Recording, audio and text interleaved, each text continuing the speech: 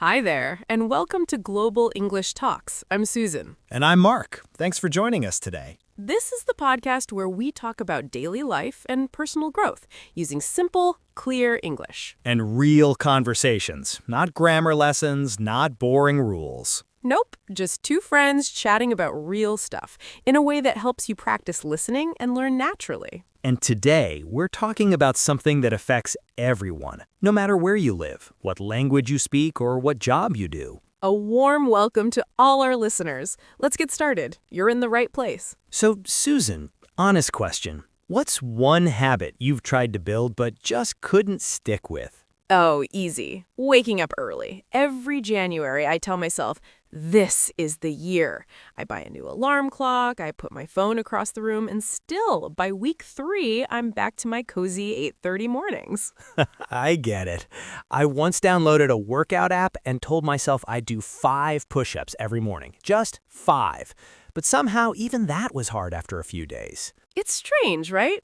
Habits sound so simple, like just repeat something every day and boom, it sticks. But real life doesn't work like that. We get tired, we forget, we travel, and suddenly the new habit is a memory. That's why I love today's topic. We're not just talking about habits, we're talking about better habits. Not perfect habits, not magic, just better. A little smarter, a little easier, a little more human. And maybe more fun? Yes, because if it feels like punishment, you won't keep doing it. So if you've ever started a new habit and stopped after 2 days, you are not alone. We've been there, and today we're going to explore why that happens and what we can do differently. Grab a cup of tea, get cozy, and let's dive into this conversation together. So today's theme is simple. How can we create better habits? Better for us, for our real lives. Not perfect habits from a YouTube video, not 5 a.m. cold showers if you hate mornings. Exactly. We're talking about habits that actually fit your day and your personality. Because when a habit feels natural, it's much easier to keep going. And even small habits can create big changes if we build them in the right way. That's what we'll explore today.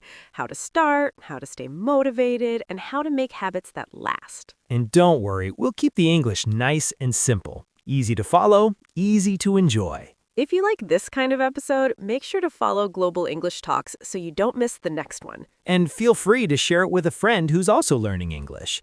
Listening together makes it more fun. All right, let's look at what a habit really is and why it's so hard to start one. So let's start with the basics.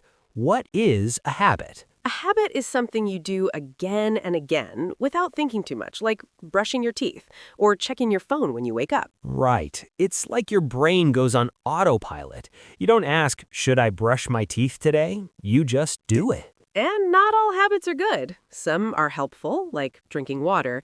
Others, not so much. Like biting your nails or watching one more episode at 2 a.m. Been there. So habits can hurt us or help us, but the important thing is they're learned. We build them over time. That means we're not born with good or bad habits. We create them, step by step. And that's good news, because it means we can also change them. Totally. But changing habits takes more than just motivation. Motivation is like a spark. It starts the fire. But to keep the fire going, you need fuel. You need a plan, a system. And maybe a little kindness, because we often get mad at ourselves when we fail. Yeah, like, I didn't go to the gym again, I'm so lazy. But really, it's not about being lazy. It's usually about the design of the habit. Maybe the gym is too far, or too boring, or too hard after work. So if we want to create better habits, we need to think, how can I make this easy? How can I make it fit me? Not what someone else says is right. Exactly.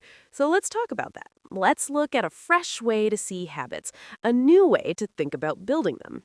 Ready? Always. Let's go. All right, Mark. Let me give you a picture. Imagine you're building a path through a big field, tall grass, no road, just open space. Okay, I'm picturing it. A big empty field, and I'm standing there with, what, a shovel? Not even. You don't need tools. You just start walking. Every day you walk the same way across that field. Ah, and the grass starts to bend down where you walk. Exactly. At first, the path is hard to see, just a little bend in the grass.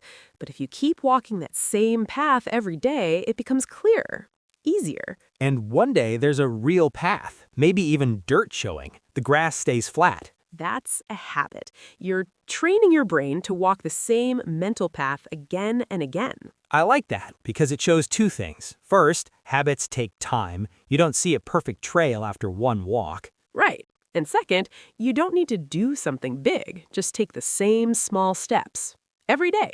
Even a short walk across the grass is enough if you do it again tomorrow. But here's the catch.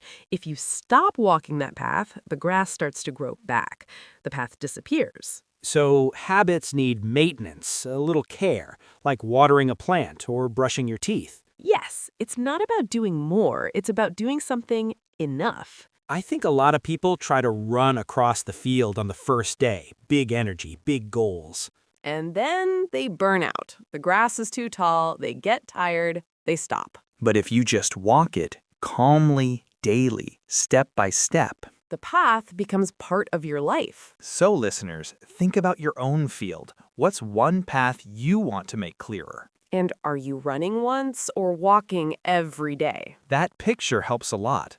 Ready to look at some ways to build better paths? Let's do it. Time for some helpful tips. So, tip number 1, start tiny. Yes, people often say, I want to read more, and then they try to read for 1 hour every day. That's huge. Way too big. If you haven't read for months, reading 1 hour feels like climbing a mountain. Exactly. But what if you start with 5 minutes or even 1 page? I had a student once who wanted to stretch every morning, but she was busy, so she said, okay, I'll just stretch for 1 minute. And guess what? She did it? Every day. 1 minute became 2, then 5, and after a month, she loved it because it started small. So remember, tiny is not weak. Tiny is smart. It builds the path slowly but strongly. Here's another great one.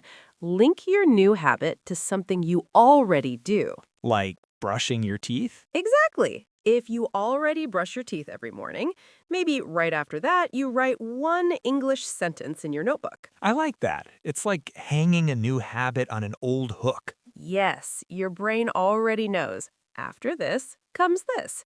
So when you connect a new action to an old one, it feels easier. Like after I make coffee, I study vocabulary for 2 minutes. That's it. Simple chain reactions. One thing leads to another. Tip 3 is about visibility. Make your habit easy to see. Oh, this is a big one for me. I used to hide my journal in a drawer. Guess how often I wrote in it? I'm gonna guess never? Basically.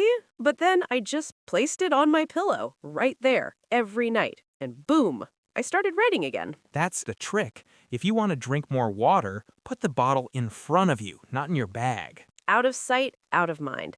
But when you see the thing, your brain says, oh yeah, that's my habit. Make your good habit hard to miss. And the last tip, celebrate every small step. You don't need fireworks, but even saying nice job to yourself helps. Totally. One of my friends gives herself a thumbs up in the mirror after she studies. It's silly, but it works. I used to cross off days on a calendar, just a big red X, and it felt so good to see those X's in a row. Because your brain loves progress.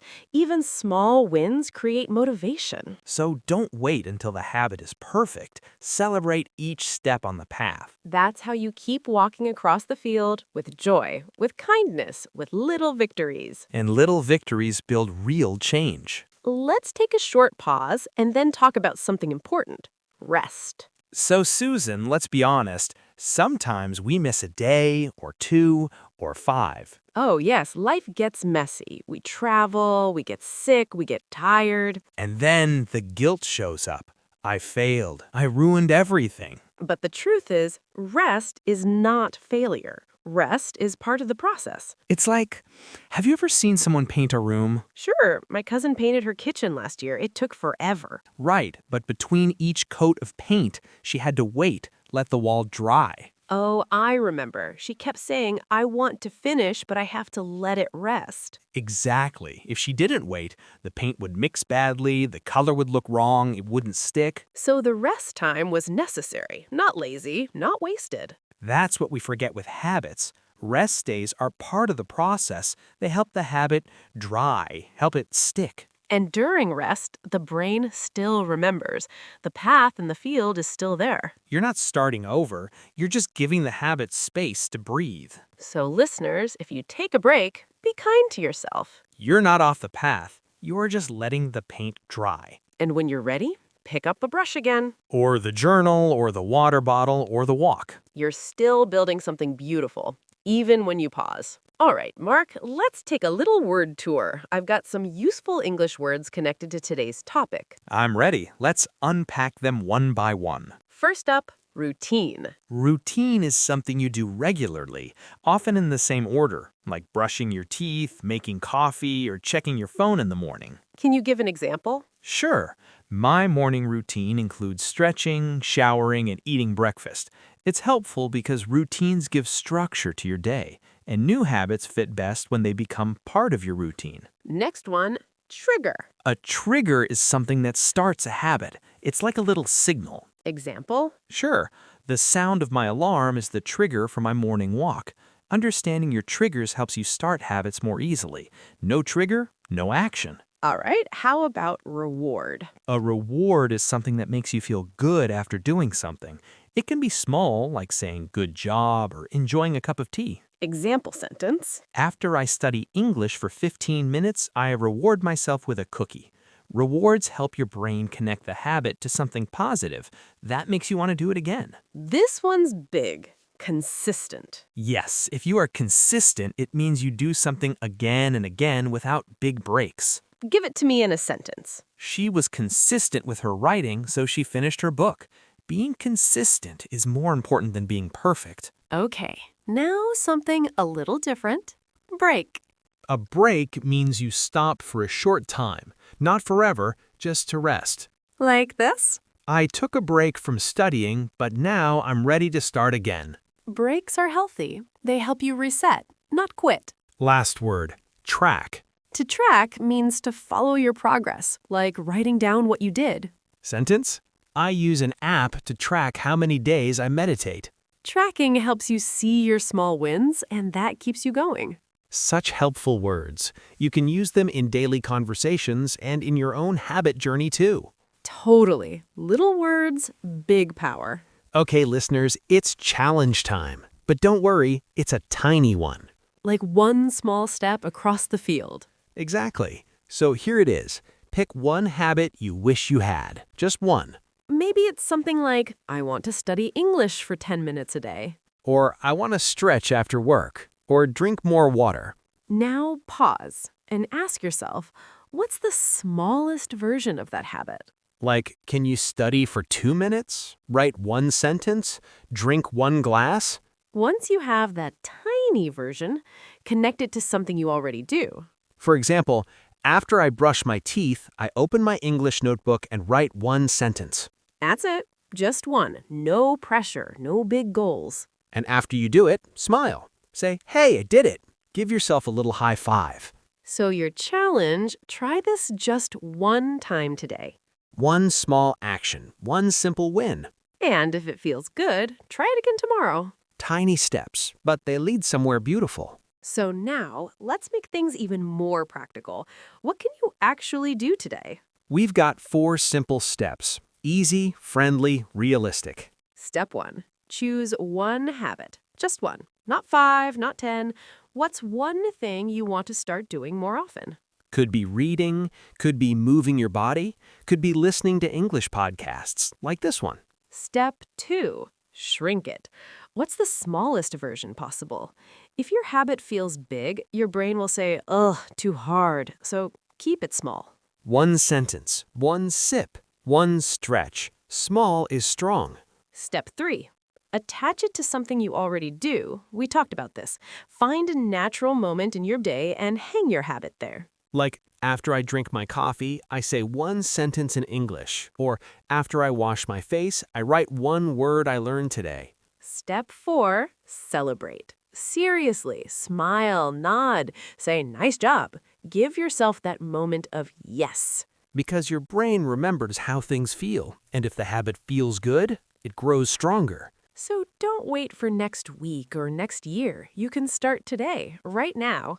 One habit, one step, one smile. That's how better habits begin. All right, friends, let's take a moment to remember what we explored today. We talked about habits, how they're like paths in a big field. You create them by walking the same way, little by little. We shared 4 big tips to make habits easier. Start tiny, connect to something you already do, make it visible, and celebrate your small wins. We reminded you that rest is not failure. It's part of the process, like letting the paint dry between layers. We learned a few helpful words too, like routine, trigger, reward, and consistent. And we gave you a mini challenge. Pick one habit, make it small, and do it once, just once today.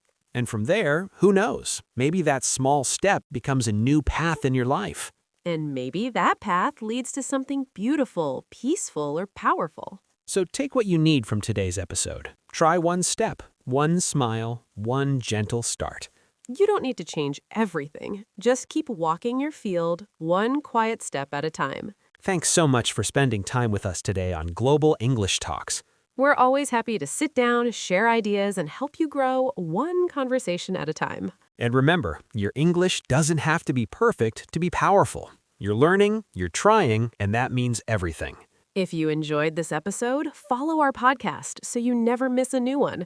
We've got more topics coming. Real life, real English. And if you know someone learning English, maybe share this with them, a friend, a classmate, a neighbor. Because learning together is always better. Until next time, be kind to yourself, take one step forward, and keep building those better habits. One small step at a time. See you next time. Bye for now.